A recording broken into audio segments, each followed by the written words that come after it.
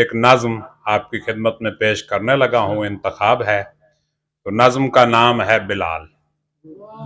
یعنی حضرت بلال حبشی رضی اللہ عنہ کے عشق اور ان کی محبت کو اقبال نے اپنے لفظوں میں کچھ اس طرح بیان کیا ہے۔ اقبال فرماتے ہیں، چمک اٹھا جو ستارہ تیرے مقدر کا،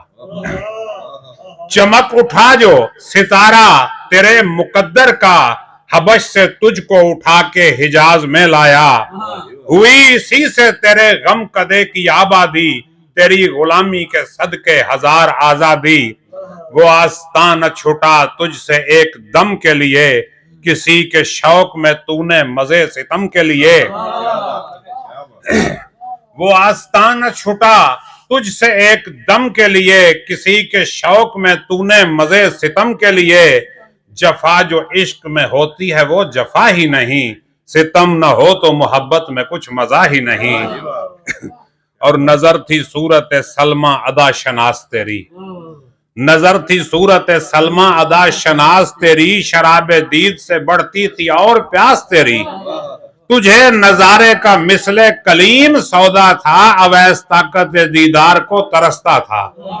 مدینہ تیری نگاہوں کا نور تھا گویا، تیرے لیے تو یہ صحرا ہی طور تھا گویا،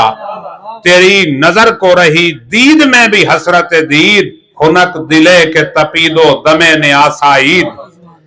گری وہ برق تیری جان ناشکیبہ پر، کہ خندہ زن تیری ظلمت تھی دست موسیٰ پر،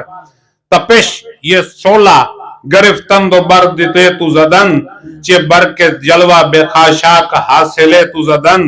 ادائے دید سراپا نیاز تھی تیری،